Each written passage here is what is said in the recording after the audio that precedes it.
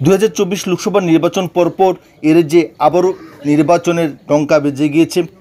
পঞ্চায়েত নির্বাচনের নির্ঘণ্ট ইতিমধ্যে ঘোষিত হয়েছে, কিন্তু তার পূর্বেই তীব্রমত দলের সুপ্রিম প্রদ্যুৎ কিশোর দেববর্মন জানিয়েছিলেন যে দল আগামী পঞ্চায়েত নির্বাচনের জন্য যেন প্রস্তুত থাকে, অর্থাৎ বিজেপি থেকে দূরে সরে এসে বিজেপি সরকারের বিরুদ্ধেই প্রতিদ্বন্দ্বিতা করবে।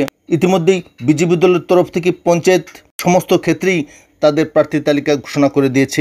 এক্ষেত্রে জোট শরিক আইপিএফটি কিংবা তীব্রমতার জন্য একটি আসনও ছেড়ে দেয়নি।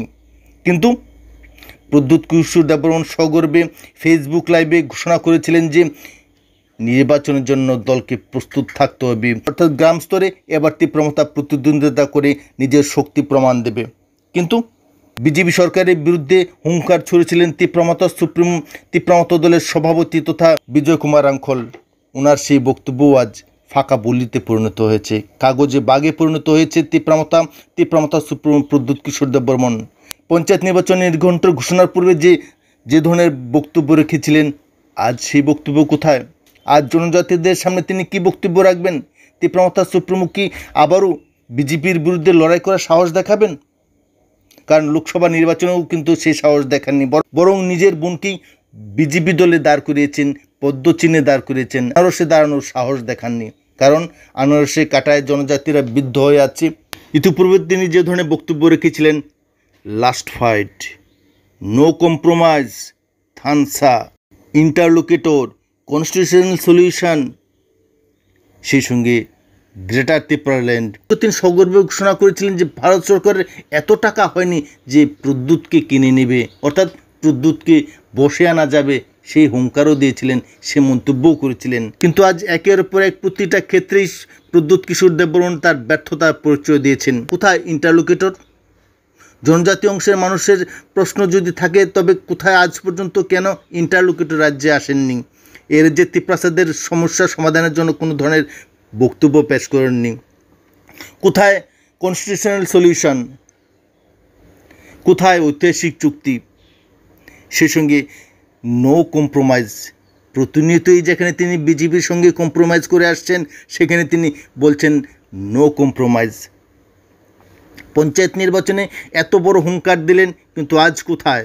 নমিনেশন দাখিলের সময় শেষ হয়ে যাচ্ছে, অথচ প্রদ্যুৎ কিশোর দেববর্মনের দেখা নেই। দল কি দিশায় এগিয়ে চলছে? বিজয় রাঙ্খলের সেই বড় হুঙ্কার আজ কোথায়? বিজেপি সরকারের বিরুদ্ধে একজাক অভিযোগ জানালেও দলের দুজন মন্ত্রী কিন্তু পদত্যাগ করেননি। আর কত বোকা বানানো হবে এ রাজ্যের 14 লক্ষ ত্রিপ্রাসাদের? দলের ঊর্ধ্বতন নেতৃত্বরা একের পর এক সুযোগ সুবিধা আদায় করে নিচ্ছে বিজেপির কাছ থেকে। দুজন মন্ত্রী হলেন, নিজের বোনকে প্রার্থী করলেন সাংসদ হিসাবে, এমপি হিসাবে, সেই সঙ্গে আরও অনেক গোপন সুযোগ সুবিধা কিন্তু ইতিমধ্যেই আদায় হয়ে গেছে। ঘুমিয়ে রয়েছে এরা যে 14 লক্ষ ত্রিপ্রাসারা। কারণ এতদিন ধরে যে সমস্ত বক্তব্য রেখেছিলেন, no compromise, Thansa, greater Tripuraland, interlocutor, constitutional solution, এই সমস্ত বিষয়ের কি হবে? কি হবে ঐতিহাসিক চুক্তির? আজ পর্যন্ত ঐতিহাসিক চুক্তি নিয়ে কোনো কিছু অগ্রগতি হয়েছে? কিছুই হয়নি। সমস্ত কিছুই গঙ্গার জলে একের পর এক ভেসে যাচ্ছে। শুধুমাত্র প্রতিশ্রুতি, আবেগের রাজনীতি। এইভাবে 14 লক্ষ ত্রিপ্রাসাদের আর কত ধোঁকা দেওয়া হবে? একটু ভেবে দেখার সময় এসেছে আজ, একটু চিন্তা করার সময় এসেছে আজ। এইভাবে দিনের পর দিন ত্রিপ্রাসাদের আর কত বোকা বানানো হবে? শুধুমাত্র কাগজে বাঘ, বড় বড় হুঙ্কার দিয়ে জাতীয় দলগুলির সঙ্গে মোকাবেলা করা যাবে না। তার জন্য চাই সঠিক দিশা, সঠিক নীতি। শুধুমাত্র আঞ্চলিকতার নীতির উপর ভিত্তি করে দলকে কোনোভাবেই টিকিয়ে রাখা যাবে না।